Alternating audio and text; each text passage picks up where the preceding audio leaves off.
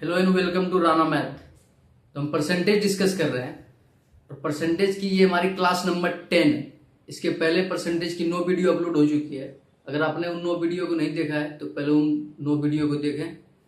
आइए देखते हैं इस क्लास को।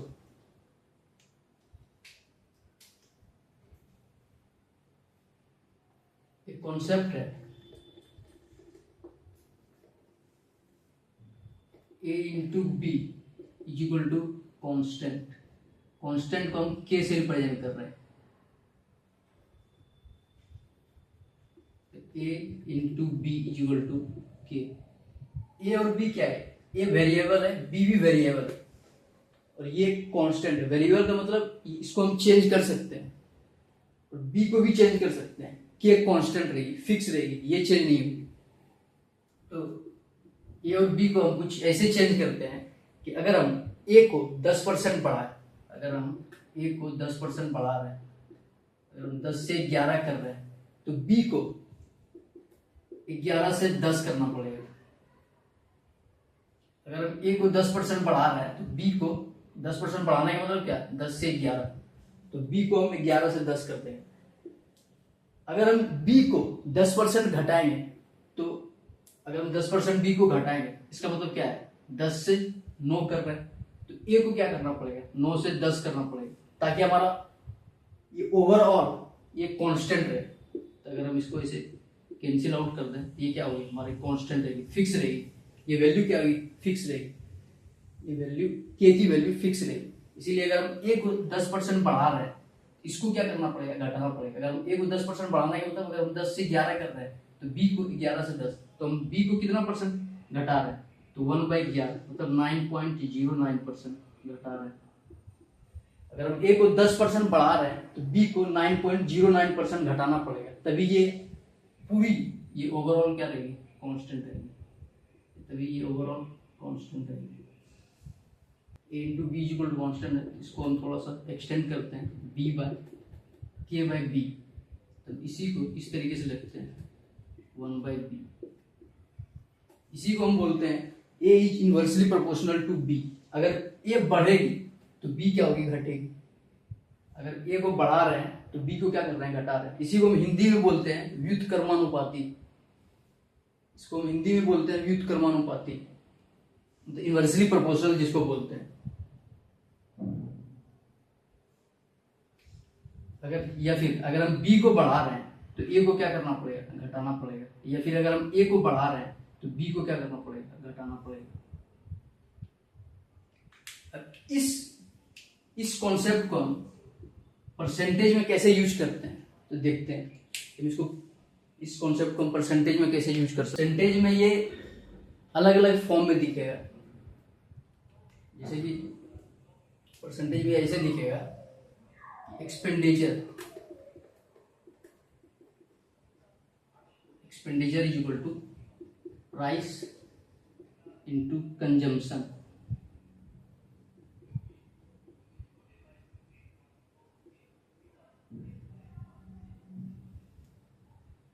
तो एक्सपेंडिचर को हम हिंदी में बोलते हैं खर्च, प्राइस को हिंदी में बोलते हैं मूल्य और कंजम्पशन को हम बोलते हैं उपभोग या खपत जिसको बोलते हैं। इसको हम खपत बोलते हैं, कंजम्पशन को, प्राइस को मूल्य, एक्सपेंडिचर को खर्च। इस फॉर्म में दिखेगा। E is equal to expenditure को हम ई से रिप्रेजेंट कर रहे हैं, प्राइस को हम पी से रिप्रेजेंट कर रहे हैं और कंजम्पशन को हम सी से रिप्रेजेंट कर रहे हैं। E is equal to P into C.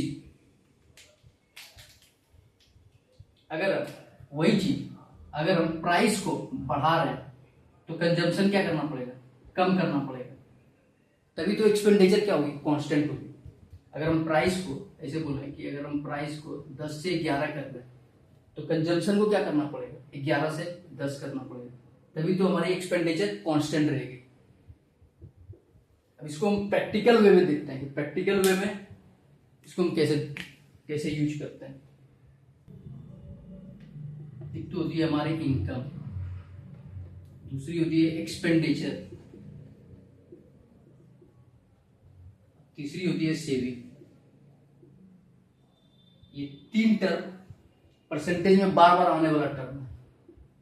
Income को हम बोलते हैं कि जो हम कमा रहे हैं, जो हमारी कमाई है वही है इनकम। एक्सपेंडिचर को बोलते हैं जो हम खर्च कर रहे हैं, जो सेविंग है, इसके अलावा, खर्च के अलावा जो हमारे पास बच जाता है वही क्या है, सेविंग है, बचत जिसको बोलते हैं हिंदी में।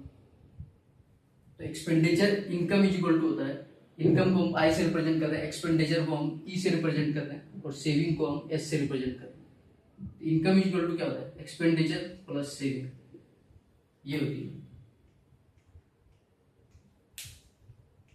तो हम क्या कर रहे हैं कि हम इस फॉर्मूले को देख रहे हैं, expenditure is equal to price into consumption. तो हम इसको देखते हैं कि हम इसको है ना किस कैसे प्रैक्टिकल वे में यूज करते हैं। अगर हम मान लेते हैं कि इनकम हमारी क्या है ना 5000 है, एक्सपेंडिचर के लिए हमने 3000 रुपये फिक्स कर लिए, एक्सपेंडिचर को हमने फिक्स कर दिया, तो सेविंग क्या हो जाएगी 2000 हो जाएगी। या तो हम इसको ऐसे भी बोल सकते हैं कि अगर हमारी इनकम 5000 है तो हम सेविंग को क्या कर देंगे, फिक्स कर देंगे। सेविंग को अगर हम फिक्स कर रहे हैं तो एक्सपेंडिचर ऑटोमेटिकली फिक्स हो जाएगी, खर्च हमारी ऑटोमेटिकली फिक्स हो जाएगी। या फिर हम एक्सपेंडिचर को फिक्स कर रहे हैं, अगर हम बाहर से कुछ ऐड नहीं कर रहे हैं तो मान लीजिए, हाँ इसको ऐसे देखते हैं कि अगर हम, ये हमारी एक्सपेंडिचर क्या है 3000 रुपये है, अगर किसी तरीके से अगर कुछ मान लिया कि हम शुगर खरीद रहे हैं, अगर शुगर की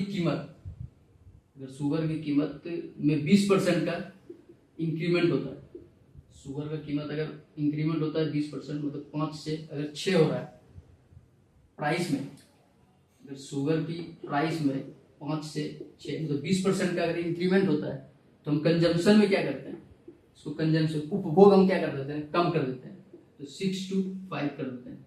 अगर हम पहले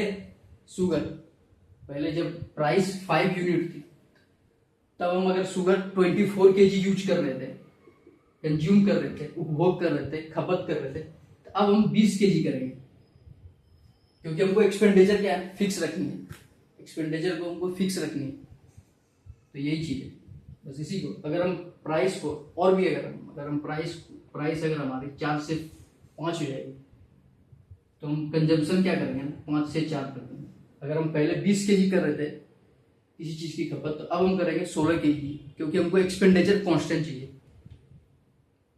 हम एक ऐसा भी केस देखेंगे जहां पे हम एक्सपेंडिचर को चेंज कर रहे हैं, अभी हम इसी पे फोकस रखते हैं। हम देखेंगे इस वाले केस को भी देखेंगे जहां पे हम एक्सपेंडिचर को बढ़ा रहे हैं।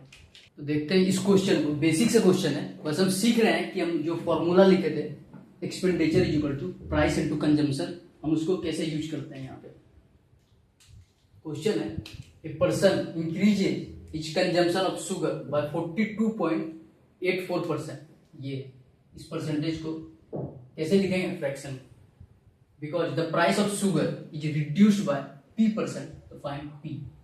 अगर कह रहा है कि शुगर के कंजम्पशन को मतलब 42.84%, 42.84% का क्या मतलब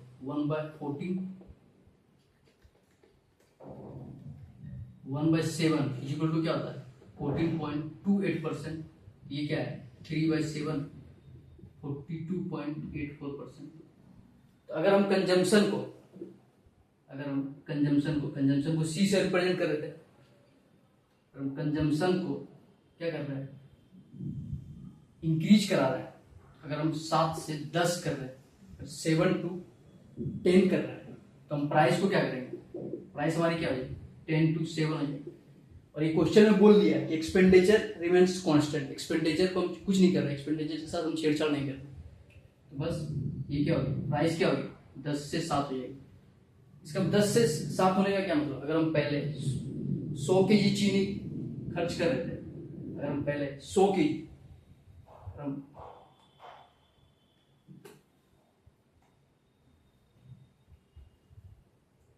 तो प्राइस क्या हो जाएगी 10 से 7 हो जाएगी। तो कह रहा है because the price of sugar is reduced by P%, तो कितना घट गया है, तो 3/10 into 100%, तो ये 30% क्या होगा,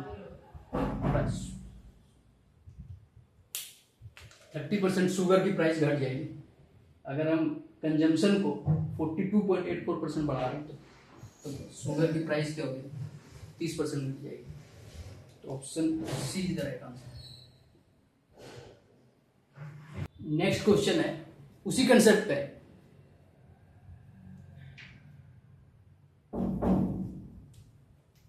बोला if the length of rectangle is increased by 14.28%, then by how much percent its breadth should be reduced to keep the area same. बस इसमें क्या होगी, एरिया इज इक्वल टू, ये फॉर्मूला बन जाएगा, वही कंसेप्ट है, वही यही चीज है, लेकिन इसको दूसरे फॉर्म में, एरिया इज इक्वल टू क्या होती है, लेंथ इनटू ब्रेथ। एरिया को हमको क्या रखना है, सेम रखना है, कांस्टेंट रखना है, फिक्स रखना है। तो हम लेंथ को क्या करना है, अगर हम लेंथ को बढ़ाएंगे तो ब्रेथ को क्या करना पड़ेगा, घटाना पड़ेगा, तभी तो एरिया क्या होगी, फिक्स रहेगी, कांस्टेंट रहेगी, सेम रहेगी। तो यही बोला है।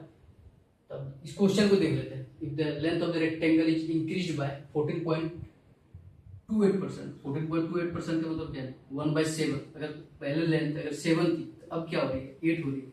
अगर लेंथ 7 से 8 हो रही है तो ब्रेथ क्या हो जाएगी, 8 से 7 हो जाएगी, मतलब कितने परसेंट का डिक्रीमेंट होगा, तो 1/8। 1/8 का मतलब 12.5%। बस option A is the right answer. SSC GD में पूछा गया ये क्वेश्चन।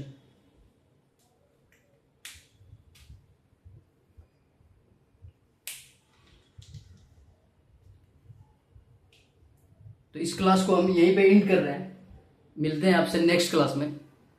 अगर आपने हमारे चैनल को सब्सक्राइब नहीं किया है तो सब्सक्राइब करें, और अगर बेल आइकन नहीं दबाया है तो बेल आइकन को दबाएं, ताकि हमारे वीडियो का नोटिफिकेशन सबसे पहले आपको मिले। और अगर आप इससे रिलेटेड कोई भी डाउट है तो आप कमेंट करके बता सकते हैं।